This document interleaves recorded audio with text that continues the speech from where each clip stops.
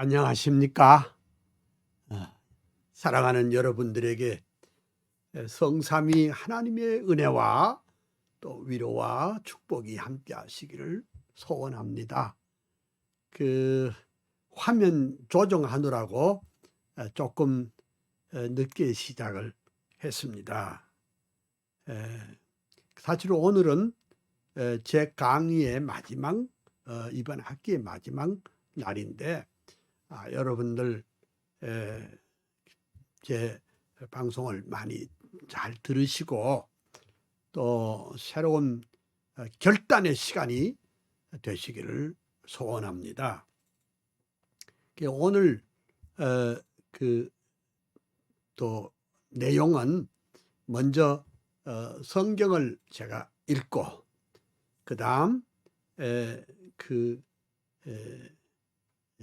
요한 칼빈의 사상과 삶을 딱 노래로 정리한 그 내용을 한번 읽고 그 다음 제2의 요한 칼빈이라고 할 수 있는 아브람 카이퍼의 사상과 삶을 또 요약을 하고, 그리고 이제 오늘은 제6강 우리가 영적 전쟁을 어떻게 할 수가 있는가, 이런 문제를 가지고 말씀을 드리려고 합니다. 지금 우리가 하는 것은 개혁교회의 꿈이라는 제목, 즉 교회를 어떻게 개혁할 것인가, 즉 한국교회의 개혁론이 되겠습니다. 제가 이 책을 가지고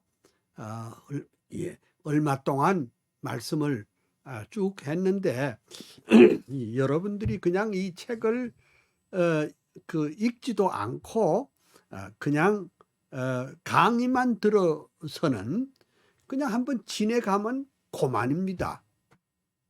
다 잊어버리고 방송 마치면 다 잊어버리고 그러면 안 되니까 여러분들이 이 책을 읽으라 제가 말씀을 드렸습니다. 그리고 또 한 가지 방금 이제 나온 것인데, 목사가 왜 욕을 해? 라는 새로운 칼럼집이 나왔습니다. 목사가 왜 정치를 해? 이것은 제가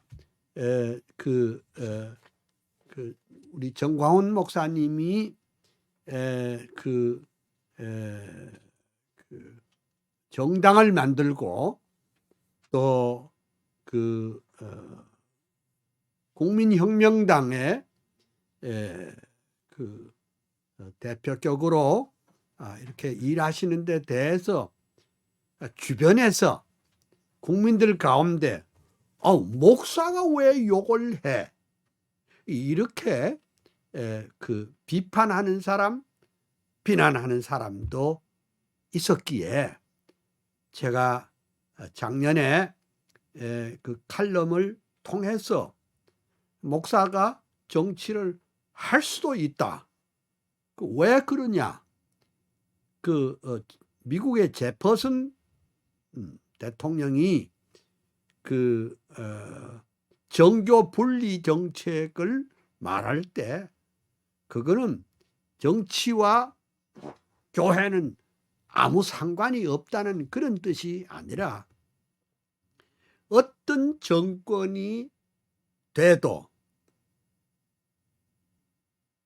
정권은 교회를 보호해야 된다, 그런 뜻이었는데 이 정교 분리 정책을 마치 교리라도 되는 것처럼 일본 사람들이 우리를 통제하기 위해서 신사참배를 반대하는 사람을 묶어두기 위해서 정교 분리 정책을 그릇되이 사용을 했는데, 이것이 우리 한국 교회의 아주 큰 영향을 끼쳐서 이게 70년이 지난 후에도 국민들의 가슴 속에는, 또 목회자들의 가슴 속에는, 성도들의 가슴 속에는 교회와 정치는 아무 상관이 없고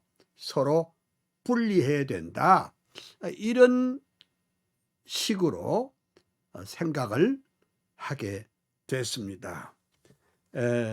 이 책을 제가 소개하는 이유는, 제가 오늘 오후 3시까지 제가 강의를 하고, 이번 강의가 제가 끝마칩니다.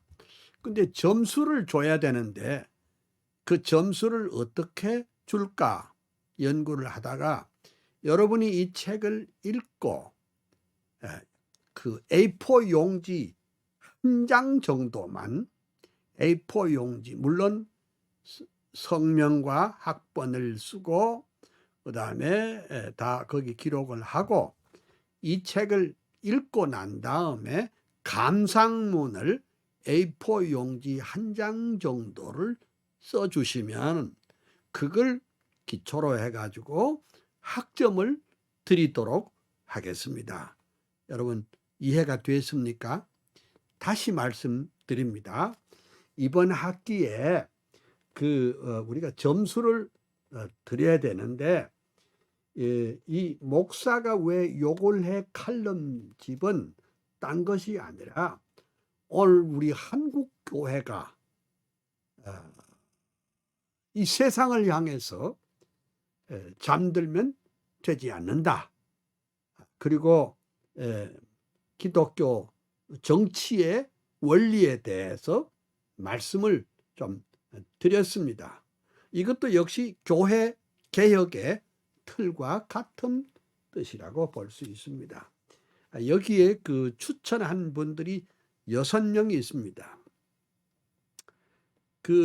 교육부 장관 겸 부총리께서 또 추천을 하셨고, 또 우리 보수 우파 정치 평론가인 조우석 선생님이 또 이렇게 추천을 했고, 그 다음에 전 경향신문 편집국장 하시던, 그리고 우리 한국교회의 최고의 원로이신 김경래 장로님이 특별히 추천했고, 그 다음에 우리 김학성 강원대 법대 명예교수이시고 헌법학자가 이것을 추천을 했고, 그 다음에 잘 아시는 월간 목회 대표이신 박종구 박사님이 또 이렇게 추천을 했고, 그 다음에 한기총 회장이신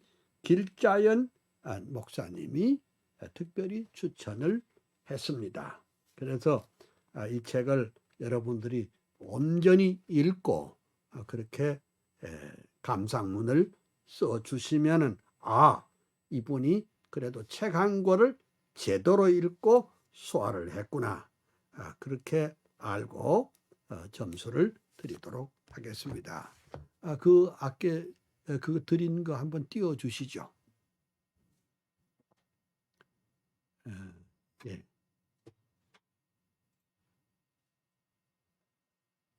네, 예.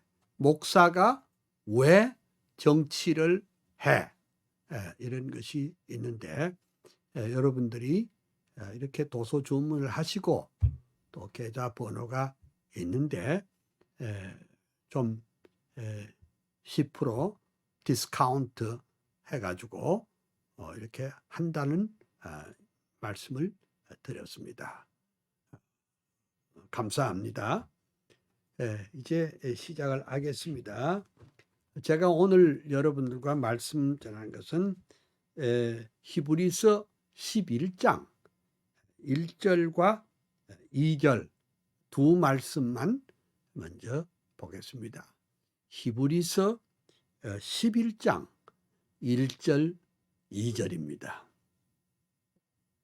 히브리서 11장 1절입니다. 믿음은 바라는 것들의 실상이요, 보지 못하는 것들의 증거니 선진들이 이로써 증거를 얻었느니라. 믿음으로 모든 세계가 하나님의 말씀으로 지어진 줄을 우리가 아나니 보이는 것은 나타난 것으로 말미암아 된 것이 아니니라 했습니다. 예, 그것까지만 읽겠습니다.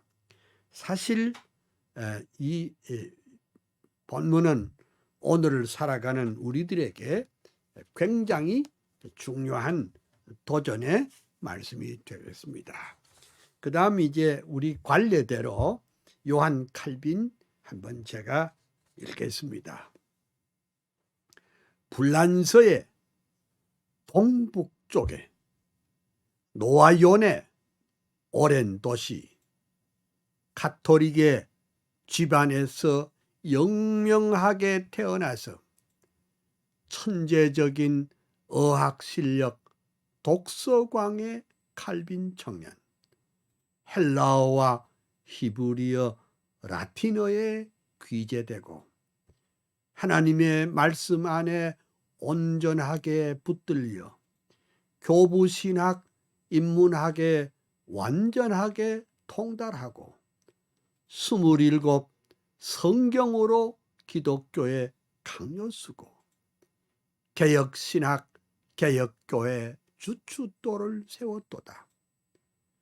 제네바의 생피에르의 개혁교회 목사되어 27년 세월 동안 말씀 목회 진리 수호, 양떼들을 사랑하는 진실하신 목회자로 위대하신 강해 설교 교회 개혁 선봉되다. 꿈에 그린 제네바의 아카데미 세우시고 경건으로 학문으로 인물들을 키워내어 주의 교회 개혁하고 제네바를 바꾸어서 성경 중심 운동으로 새 세계를 만들었다.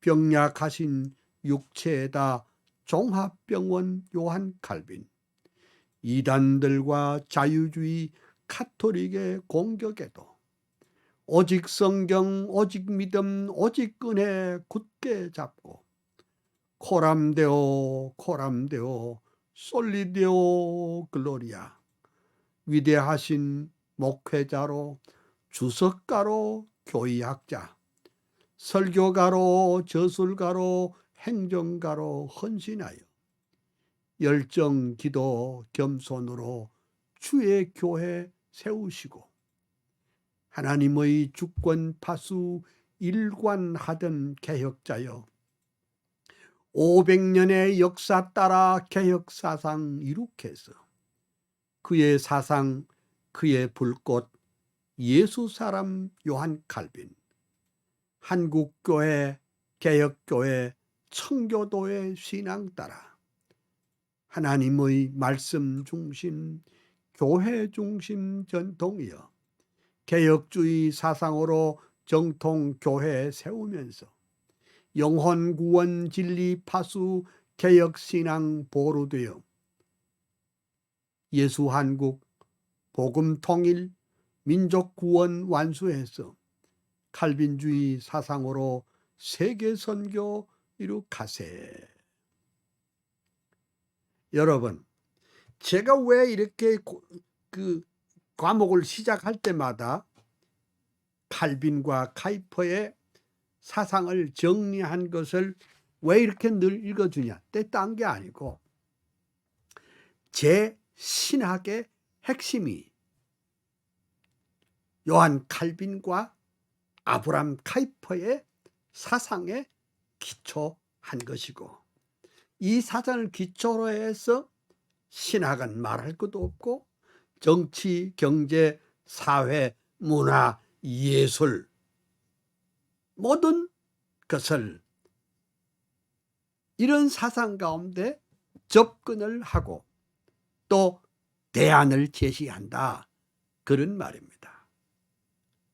이제 아브라함 카이퍼의 사상과 삶을 또 보겠습니다. 아브라함 카이퍼가 가신 지도 100년이요. 작은 나라 홀란드의 목사 아들 태어나다. 25세 칼빈 연구 최고 학자 신학 박사. 26세 목사 되어 첫 번 목회 시작하다. 베이스트 목회 중에 역사적인 칼빈 부흥. 우트레트 암스테르담 대형 교회 목사 되니 칼빈주의 화신으로 인본주의 대결하고 교회 개혁 챔피언은 목회자요 교수였다. 불꽃 같은 대설교자, 성령 사람, 말씀 사람, 정치가로 당 총재로 상원의원 수상되어 하나님의 주권 중심 나라 위에 동분서주, 세상 문화 바꿔버린 작은 거인 카이퍼여, 일간지와 주간지에 50년간 편집하고 끊임없이 칼럼 쓰고 논문들을 쏟아내어 200권의 저술 남긴 위대하신 다작가여, 10개 머리 100개의 손 하나님의 일꾼이여, 프라야 대학교의 총장으로 취임 시에 영역주권 사상으로 세계관을 정립하여 교회 정치, 경제사회, 문화교육, 예술학문 그 중심에 그리스도 왕이 되게 하시었다. 솔리디오 글로리아, 오직 예수, 오직 성경, 큰 소리로 평생토록 뜨겁게도 외치더니 교회개혁, 사회개혁, 정치개혁, 문화개혁, 칼빈주의 부흥시킨 대학자인 카이퍼여, 한국교회 모든 목사, 모든 장로, 성도들아, 카이퍼의 칼빈주의 영역주권 사상받아 이원론적 세계관과 번영주의 그만두고 예수 한국 복음 통일 말씀으로 이룩하세. 자유주의, 인본주의, 합리주의 대결에서 칼빈주의 부흥운동 최전방에 전사되어 한국교회, 한국사회 새로운 꿈 심어주고 카이퍼의 칼빈주의 더욱 불타오르리라. 아멘. 제 뜻을 여러분 이제 알았죠? 하여간 귀가 따갑도록 매주일 설교 강의할 때마다 제가 칼빈과 아브라함 카이퍼 두 분에 대해서 쓴 그 요점적인 그 노랫말을 제가 들려주고 있습니다. 조금 전에 말씀드린 대로 내가 왜 이렇게 하느냐, 딴 게 아니고 바로 하나님의 말씀을 해석하는데도 칼빈주의적 접근, 또 신학적인 접근도 칼빈주의적인 접근, 또 정치, 경제, 사회, 문화, 예술 모든 영역에도 칼빈주의적인 접근을 한다, 그런 뜻입니다. 자, 그러면 오늘은 이제 그 지난 시간에 우리 교회 개혁의 꿈, 교회 개혁을 위해서 우리는 어떤 비전을, 꿈을 가져야 되느냐, 여러 가지를 말씀을 드렸습니다. 제가 다시 반복은 하지 않겠습니다만은 오늘 제목은 말하자면 영적 전쟁입니다. 여러분, 이 세상에는 여러 가지 전쟁이 많습니다. 지금 또 우크라이나의 그 러시아가 침공한다고 그래가지고 미국과 유럽이 또 하나가 되고 또 이래서 가면 전쟁이 일어날 그런 피구에 있고, 또 그뿐입니까? 또 대만과 중국 사이에 또 전쟁이 일어나는데 또 여러 가지 그 전운이 감돌고 있습니다. 우리 대한민국은 지난 70년 동안 북한 공산당과 싸우기 위해서 참 많은 그 일들이 있었지 않습니까? 그렇지요. 그렇지만은 제가 오늘 말씀드리려고 하는 것은 우리 그리스도인들은, 아니 우리 한국 교회는 영적 전쟁의 전사가 돼서 영적 전쟁에서 이기지 않으면 안 된다, 그 말입니다. 왜 그러냐? 이 세상의 모든 세속주의 사상, 이 세상의 모든 인본주의 사상, 이 세상의 모든 이 거짓된 사회주의 사상이 교회를 향해서 끊임없이 도전하고 있기 때문에, 그리고 사탄은 뿔이 있는 게 아닙니다. 예? 사탄은 뿔이 있는 것이 아니라 성경에 있는 대로 사탄도 광명한 천사로 가장해서 우리 지도자들의 마음 가운데, 성도들의 마음 가운데, 교회 안에 끊임없이 침투하고 있습니다. 그러니까 우리가 이제 영적 전쟁에서 승리하려면 어떻게 하면 되지요? 깨어 있어야 합니다. 깨어 있어야 합니다. 제 그 칼럼의 핵심이 뭐냐? 잠자는 교역자들을 깨우는 겁니다. 잠자는 장로님들, 평신도를 깨워가지고 영적 전사로서 세상에 대해서, 또 이 사탄의 세력에 대해서 말하자면 선전포고를 하고 이 땅에 하나님의 왕권을 수립하고 하나님의 나라를 건설하는 것이 중요하다, 이런 얘기가 되겠습니다. 그러면 책을 가진 사람은 페이지 150페이지를 열어주시면 좋겠습니다. 지금 우리는 21세기를 살아가고 있습니다. 근데 21세기가 되면은 대단한 희망적인 것이 올 줄 알았습니다. 물론 자연과학의 발달로 사는 살림살이는 좀 편안한 것이 많았지만은 여전히 불안하고 초조하고 이런 아픔들이 여전합니다. 세계는 오히려 지금 방향을 잃고 이 경제 지상주의가 우리에게 남긴 것은 뭐냐? 돈이면 다 된다는 이 만모니즘이 세계 정신계를 지배하고 있습니다. 자, 금년에 대통령 선거가 있습니다만은 참 복잡합니다. 참 복잡합니다. 그러면 대한민국은 그러면 통일이 될 것이냐? 저 잘 모르겠어요. 그 통일은 이 땅의 어떤 사람은 굉장히 낭만적으로 생각합니다. 로맨티스트들이 많아요.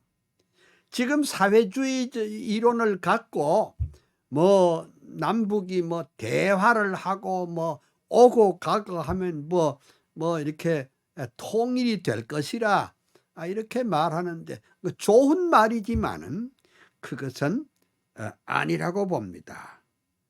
민족적 이질감과 반세기 동안 갈라졌던 이 사상적인 문제를 해결하는 데는 고통이 따릅니다. 북쪽에는 굶어 죽는 사람이 속출하는데 우리 한국은 자제력을 잃고 사치와 방탕과 그리고 정치적, 경제적, 도덕적 부패로 말미암아 지금 우리는 뒤죽박죽이 되고 있는 형편입니다. 자, 그런데 성경은 영적 전쟁으로 시작해서 영적 전쟁으로 마감된다, 이렇게 볼 수가 있습니다. 성경을 하나님의 구속사로 리뎀티브 히스토리로 볼 때 이 사탄은 하나님의 구속 운동을 끝까지 방해하고 있습니다. 앞서도 말씀했지만은 사탄은 뿔이 있는 것이 아니라 직접 또는 간접으로 정치나 제도나 거짓 선지자들을 통해서 아주 거부감이 없는 달콤한 메시지로 한국 교회를 공격을 하고 있습니다.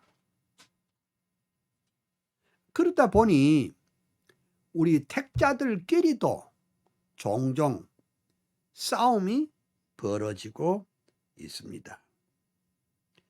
오늘날 우리는 흔히 경제전쟁이니 먼 수출전쟁이니 문화전쟁이란 말을 듣습니다.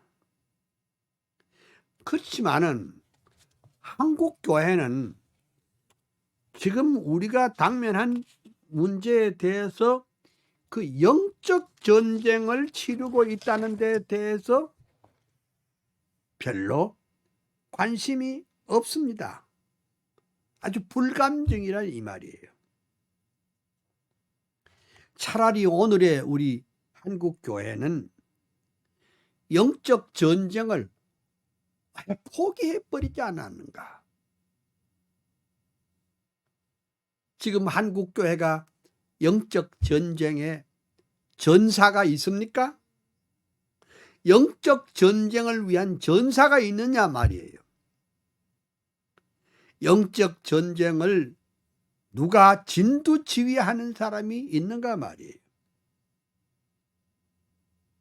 한국 교회는 그동안 하나님께로부터 많은 것을 은혜로 받았는데 그 축복을 그냥 누리기만 하면서 그냥 축제 분위기로 몰고 가고 있습니다. 사탄의 그 공격은 교회는 말할 것도 없고 사회, 문화, 교육, 가정에까지 깊이 들어오고 있습니다. 전쟁에도요, 총과 칼을 가지고 하는 전쟁보다도 간첩을 통한 심리전과 같이 전혀 눈에 보이지 않는 그것이 무섭습니다. 이전에 황장엽 선생님이 한국에는 약 5만 명의 간첩이 있다고 했습니다. 요즘은 또 간첩을 내려보내지 않는다고 합니다. 내려보낼 필요가 없게 됐어요. 왜? 한국에는 그 북한의 사상 체계를 후원하는 사람들이 엄청 많고 그것도 정보가 나가기 때문에 굳이 간첩이 안 와도 된다는 겁니다. 성경은 마귀의 간계를 능히 대적하기 위해서 하나님의 전신갑주를 입으라고 했습니다. 그리고 우리의 싸움은 혈과 육을 상대하는 것이 아니라 통치자들과 권세들과 이 어두움의 세상 주관자들과 하늘에 있는 악의 영들을 상대함이라 그리 말했습니다. 이 말씀의 뜻은 영적 전쟁을 위해서 완전 무장을 해제해야 하며 영적 전쟁도 그냥 국지전이 아니고 전면 전쟁이라는 것을 가르쳐 주고 있습니다. 한국교회 목사님들이요, 이 영적 잠에서 깨어나야 됩니다. 아니, 성도들도 영적 잠에서 깨어나야 할 줄로 믿습니다. 아니, 한국교회여 영적인 잠에서 바로 깨어나야 하는 것입니다. 지금 우리 한국교회는 늘 하는 말이 교회 성장, 그리고 세계 선교에 대해서 관심을 가지고 활기차게 일한 거 맞습니다.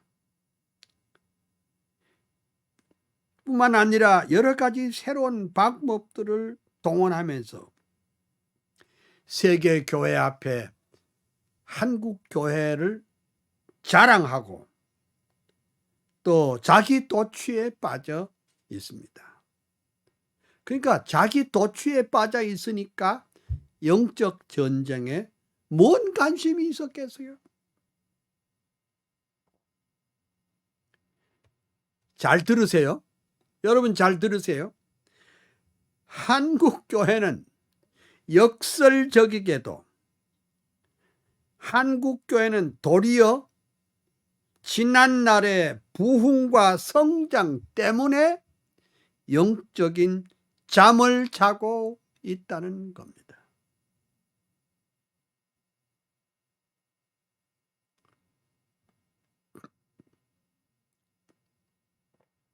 지금은 과거를 회상하면서 야, 그때가 좋았더라 이런 생각을 하는 사람은 영적 잠에서 깨어나지 못한 사람입니다. 그러면 우리가 영적인 잠을 자고 있는데 무슨 일이 있었습니까? 가라지가 자라가 있고 우리 교회는 영적 대전쟁을 치러야 할 판인데 우리는 그냥 잠만 자고 있습니다. 아무도 영적 전쟁을 지휘하는 자가 없고 나팔을 불어도 각자 살아남기 위해서 전전긍긍하는 형국입니다. 여러분, 참 그래도 우리 정광훈 목사님이 그 영적 지도자로서 큰 소리를 내면서 한국 교회를 깨우려고 하는 것은 옳은 일입니다. 참으로 감사하고 고마운 일입니다. 그러면 우리가 영적 전쟁에 대한 전의를 불태우고 다시 한번 전열을 가다듬고 완전 무장을 해서 21세기의 영적 전쟁을 함에 있어서 칼빈주의적인 신학과 신앙을 표현하면서 우리 스스로가 자각하며 영적 전쟁에 임해야 될 것을 말씀드리고 싶습니다.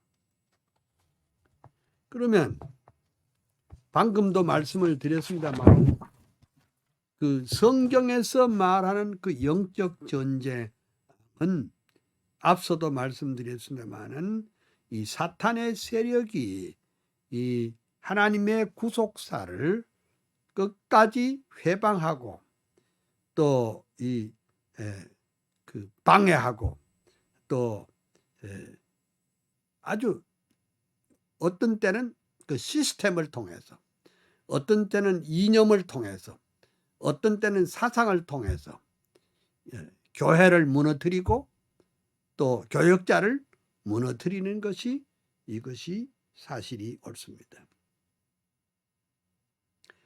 큰 마귀의 전략이 있습니다. 마귀의 전략이 뭐냐? 우는 사자와 같이 택한 자라도 넘어뜨릴 수만 있으면 넘어뜨리고 그리고 짓밟아 버리려는 공작을 하고 있습니다.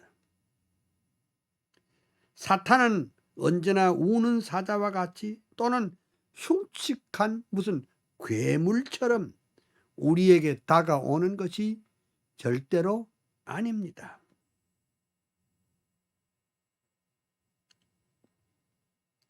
사탄은 광명한 천사로 자신을 가장하는데 문제가 있습니다. 이 마귀란 놈은 변장술의 천재입니다. 그 우리로 하여금 영적 전쟁에 대해서 아무 생각을 못하도록 연막을 칩니다. 그리고 우리가 무력하게 만드는 것도 따지고 보면 마귀의 전술입니다.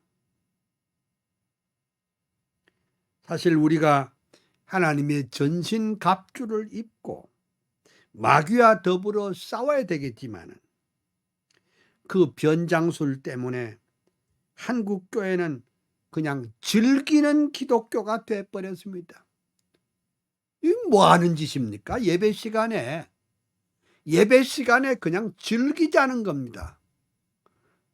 예배를 페스티벌로 보자는 겁니다. 예배 시간에 복음이 전해지지 않아요.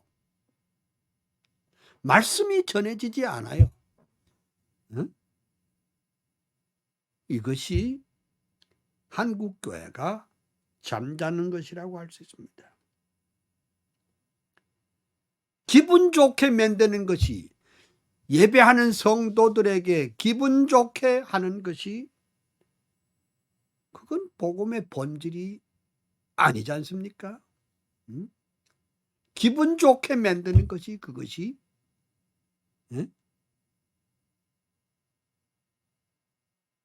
그 복음이 아니에요. 이 낙관주의적인 신앙, 자기중심적인 이기주의적인 신앙, 그것 때문에 한국교회는 무장해제가 된 것입니다. 말하자면 우리들은 마귀의 전술에 밀려 비무장으로 전쟁터에 있는 위험한 사실을 알아야 합니다. 저는 50년 전에 채플린이었습니다. 군목이었습니다. 군목은 제 절대 계급의 대위였는데 대위라도 군목에는 총이 없습니다. 비무장이야. 오직 군목 하나만 비무장입니다.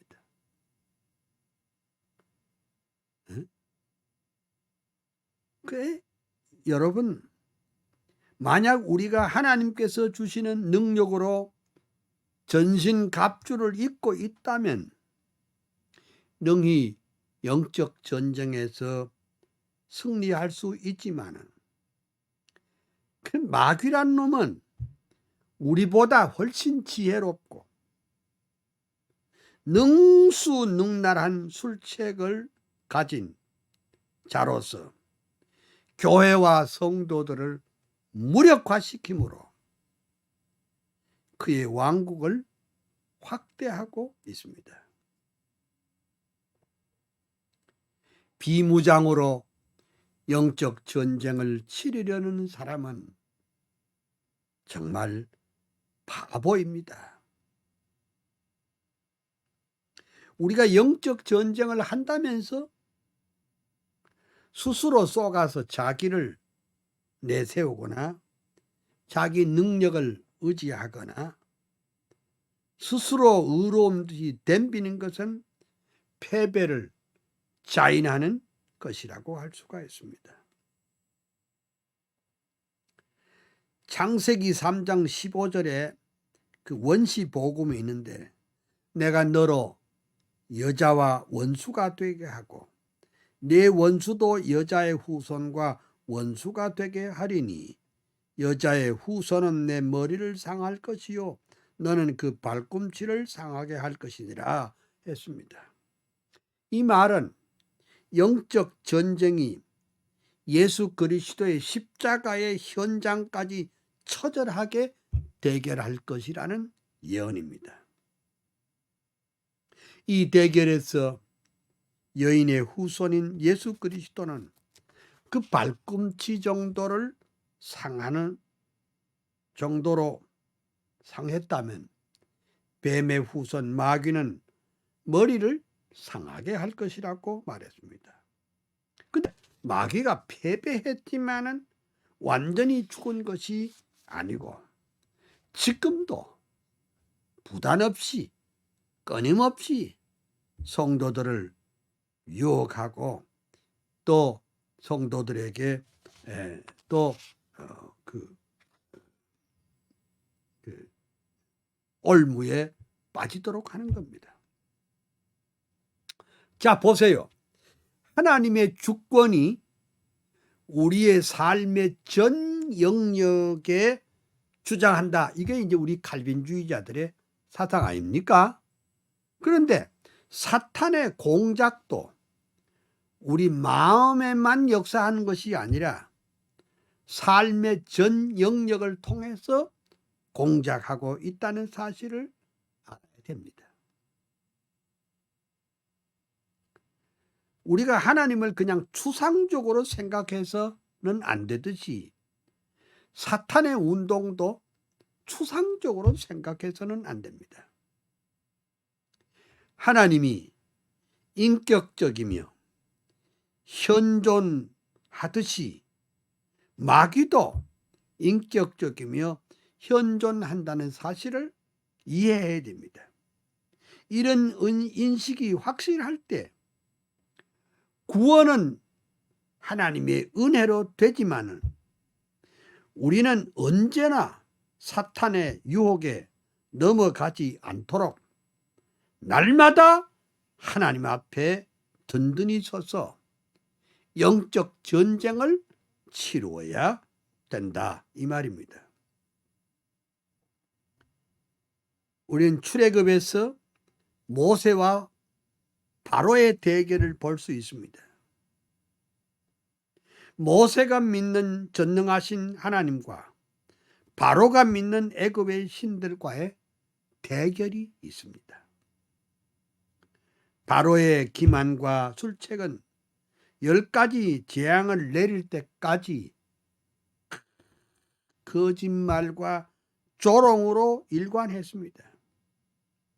하지만은 하나님 편에 선 모세는 바로의 도전을 꺾고 출애굽할 수 있었습니다. 이거요 모세의 승리라기보다도 창조주시며 구속주이신 하나님의 승리라 이렇게 볼 수 있습니다. 그래서 우리는 이렇게 봐야 됩니다.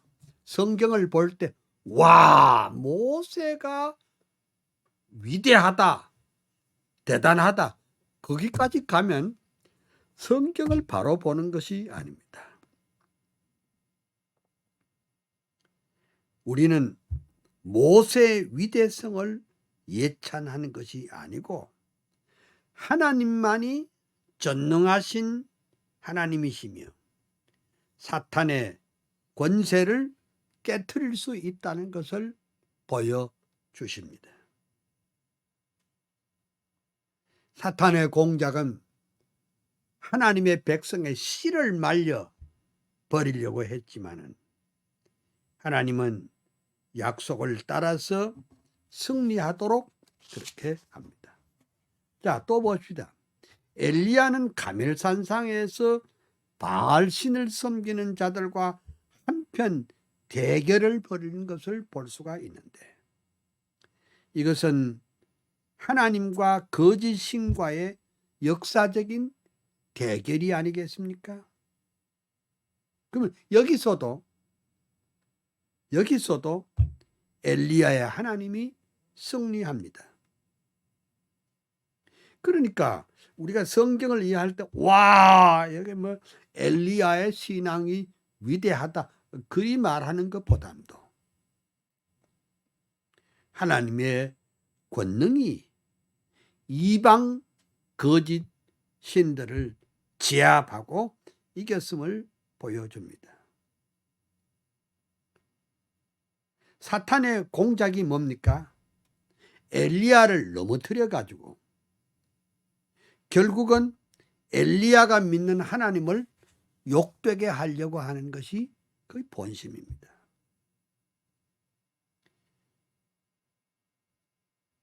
그러나 엘리야는 하나님의 창조, 하나님의 구속을 믿었습니다. 여호와냐 바알이냐, 이 치열한 영적 대치 상태에서 엘리야는 영적 전사로서 악의 세력을 물리치고 하나님께 영광을 돌렸습니다. 사랑하는 우리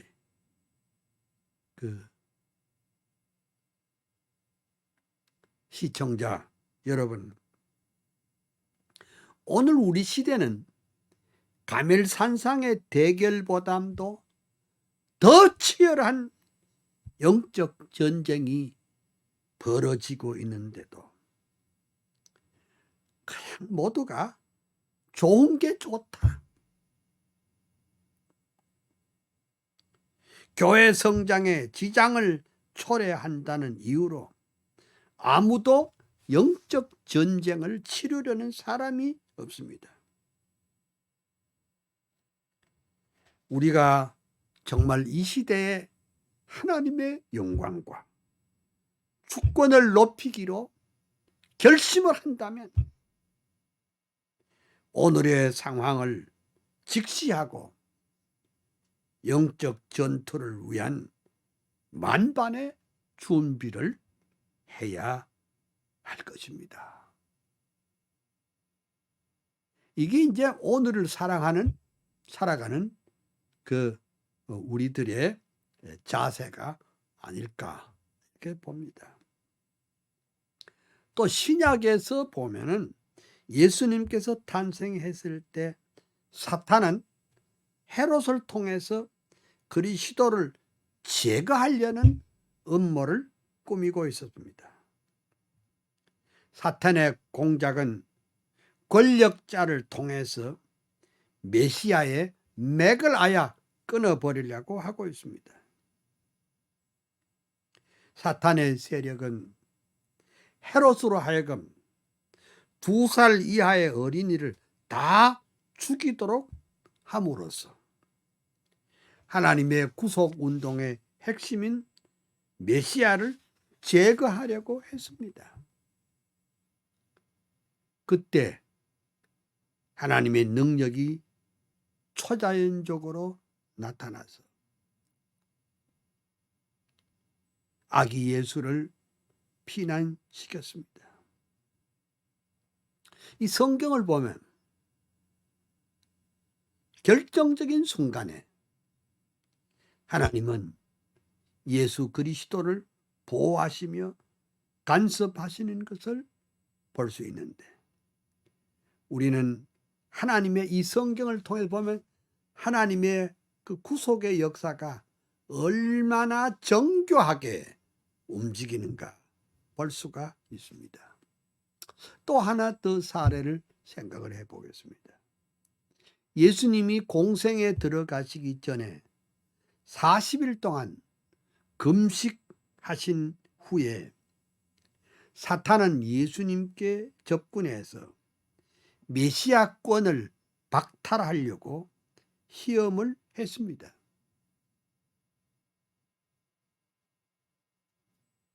사탄은 꼬드기기를 인간의 욕구 충족을 막 만족시켜 주는 것이 메시아의 해야 할 일이라고 축혀 세웠습니다.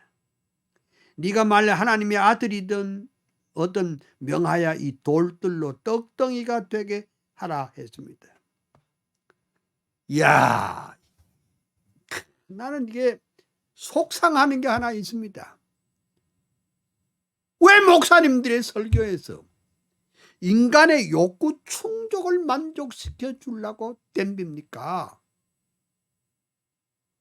그거 아니잖아요. 응? 응? 그거 아니라고. 왜 인간의 욕구 충족을 시켜주는 것이 교회 지도자의 사명이라고 했습니다. 그 인간의 욕구 충족을 만족시켜주는 그 운동은 그게 바로 세속주의 운동이요, 인본주의 운동입니다. 아주 심리학을 도용하고 경제학 이론을 도용해가지고 그런 식으로 해가지고서는 참된 교회를 우리가 세울 수가 없다는 것입니다.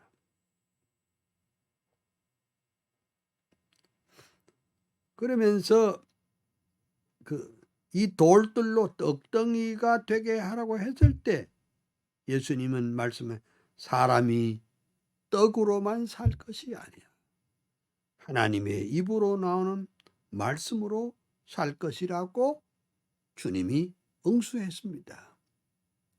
그러니까 사탄과 영적 대결에서 예수님이 승리하신 것입니다. 하나님의 입으로 나오는 모든 말씀으로 살 것이라. 떡이 중요하겠죠. 그러나 떡보다 더 중요한 것은 하나님의 말씀입니다. 인간이 영적으로 되살아나는 것입니다. 사탄은 지금도, 지금 이 가운데도 사탄은 움직이고 있습니다. 즉 유물주의, 인본주의 방법으로 메시아의 길을 차단하고 무너뜨리려고 공작을 하고 있습니다. 그러면 사탄의 공작은 예수님마저도 쓰러뜨리기 위하여 집요하게 공격을 했다면 하물며 오늘의 우리에게 얼마나 철저하게 공략을 하겠습니까? 근데 우리는 영의 귀가 어두워지고 영의 눈이 어두워져서 그 심각성을 모르는데 문제가 있습니다. 성경에서 말하는 대로 피리를 불어도 춤추지 않는 무딘 무감각한 것이 오늘의 우리 한국 교회를 개혁하고 정말 교회가 교회답게 하려면 교회는 영적 전쟁터에서 승리하는 교회가 되어야 할 줄로 믿습니다. 영적 전쟁에 승리하려면 어떻게 하느냐? 죄를 미워하고 부정과 부패를 미워하고 어떠하든지 하나님의 말씀으로 살아가려고 하는 강한 확신과 믿음이 있어야 될 것입니다. 또 한 예를 들어보겠습니다. 베드로는 예수님께서 십자가에 못 박힐 것을 예언했을 때 베드로가 뭐라고 그랬죠? 주여 그리 마옵소서라고 했습니다. 제자들은 그리고 베드로는 당연히 할 말을 했죠. 아니 누가 선생님이 그런 말을 했다. 그거 잘 됐습니다. 잘 죽으세요. 이렇게 할 제자가 세상에 어디 있습니까? 근데 그때 예수님은 베드로에게 사탄아 내 뒤로 물러가라. 너는 나를 넘어지게 하는 자로다 했습니다. 물론 베드로의 인격이 사탄이란 말은 아닙니다. 그의 말이 예수님의 십자가의 길을 막아서 그리스도의 구속 성취에 장애가 되기 때문에 그런 발상 자체가 사탄의 공작이라는 사실을 알려주었습니다. 여러분, 사탄의 공작은 때를 가지지 않고 장소를 가리지도 않습니다. 그래서 나중에 사도 베드로가 뭐라고 말한 줄 압니까? 뭐라고 말한 줄 압니까? 베드로전서 5장 8절에서 9절까지 내용을 보면 근신하라 깨어라 너희 대적 마귀가 우는 사자와 같이 두루 다니며 삼킬 자를 찾나니 너희는 믿음을 굳건하게 하여 그를 대적하라. 그리 말했습니다. 근데 저는 베드로 사도가 그 베드로전서 5장 8절과 9절에 이 말씀을 쓴 것을 보면 이제 마태복음 16장에 참 그리 마옵소서라고 했을 때 예수님이 이 사탄아 물러가라 그 말에 참 그것이 일생 동안 가슴에 남아 있었는지도 모르겠습니다. 주여 그리 마옵소서 이게 그의 가슴 그래서 자기 자신의 서신에 그런 것이 있었기 때문에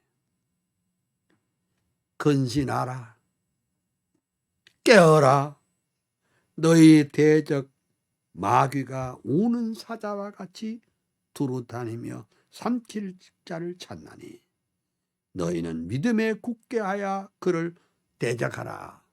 이렇게 힘주어서 말씀하신 것이 아닌가.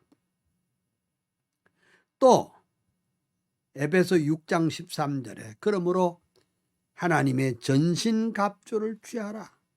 이는 악한 날에 너희가 능히 대적하고 모든 일을 행한 후에 서기 위함이라. 이렇게 말했습니다. 그러면 예수님이 늘 사탄을 이긴 것은 뭐냐? 응? 이기게 하신 것은 하나님이시요. 우리 구주이심으로 영의 눈이 열려 있기 때문에 예수님은 이겼습니다. 오늘도 여러분들, 오늘도 우리 한국교회가 이 사탄의 공작을 이길 수 있는 비결이 있습니다. 그게 뭐지요? 우리 개인과 교회 모든 대적들을 이기는 유일한 길은 바로 우리의 영적인 눈이 열려져 있어야 합니다. 또 하나 더 예를 보겠습니다. 지금 제가 뭘 말하고 있는가? 영적 전쟁에서 사탄을 이긴 그 경우를 쭉 성경적으로 풀이하고 있습니다. 자, 요한계시록 마지막 때는 마지막 때 영적 전쟁이 얼마나 치열한 것인가에 대해서 계시하고 있습니다. 특별히 12장, 요한계시록 12장 이하에는 영적 전쟁의 자세한 기록이 있습니다. 하늘에 전쟁이 있으니 미가엘과 그의 사자들이 용과 더불어 싸울세. 용과 그의 사자들도 싸우나 이기지 못하여 다시 하늘에서 그들이 있을 곳을 얻지 못한지라. 이런 말씀이 있어요. 마귀가 자기의 때가 얼마 남지 않는 줄을 알므로 크게 분내어 너희에게 내려갔음이라. 이런 말씀도 있거든요. 사탄은 마지막 때 아주 교묘하게 자기의 영역을 확대하기 위하여 발광하는 그런 모습을 볼 수 있습니다. 오늘 우리 한국교회가 이 땅에서 잘 먹고 잘 사는 것만 자꾸 강조하기 때문에 영적 전쟁의 심각성이 없어지고 있습니다. 전 그게 참 속상해요. 그러면 안 되잖아요. 응? 모든 성경이 이와 같이 영적 전쟁에 대해서 확실하게 말하고 있음에도 불구하고 요즘 사람들은 이것을 단순히 마음의 갈등이나 유혹쯤으로 아는 사람들이 대부분입니다. 마귀는 모든 사람들을 자기 편으로 삼아 적대자가 없도록 고등전술을 쓰고 있다는 사실에 대해서 알아야 됩니다. 아니, 여러분 한번 생각해 보세요. 지금 우리 한국 안에 종북 세력이 엄청 깔려 있어요. 그 종북 세력의 핵심이 뭡니까?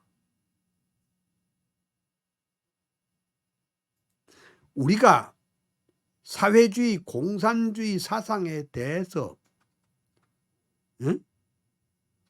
분노하지도 말고 거기에 대해서 대항하지도 말고 그냥 이제 그걸 평화로 받아가지고 북한은 말하자면 북쪽의 공산당은 우리가 무슨 대결해야 될 그게 아니고 뭐 우리와 함께 한다 뭐 이따오 소리를 하고 앉았는 그게 뭔 줄 압니까? 그게 이제 사탄도 똑같은 방법을 쓰는 거거든요. 이 세상에 있는 모든 인본주의 세력, 하나님 없이도 된다는 이런 세계관, 그래가지고 사람들이 뭐 그냥 기독교를 종교라고 생각을 합니다. 또 종교라고 생각하니까 모든 종교는 다 구원이 있다. 이따위 소리를 하고 있어요. 오늘의 신학은 없어지고 종교학이 신학을 대신하게 됐습니다. 그 인간은 자기 노력으로 맘먹기에 따라서 이 땅에 승리하고 행복해진다. 이따위 소리 하고 있어요. 그러니까 쉽게 말하자면 영적 전쟁을 치룰 만한 의사가 전혀 없다는 겁니다. 이것이 오늘 우리 한국교회 현상이라 이렇게 볼 수가 있습니다. 그럼 이제 여기까지만 하고 오전 강의를 마치고 오후 1시 40분에 다시 시작하도록 하겠습니다.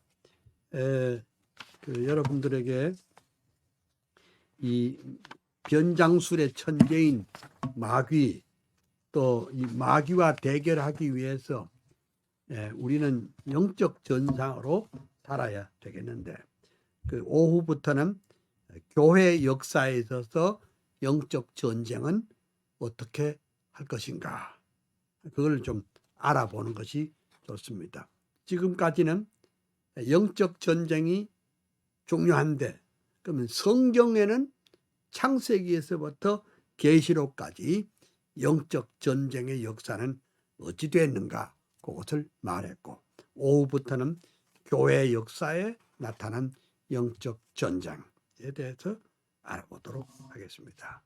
감사합니다. 오후에 다시 만나겠습니다. 고맙습니다.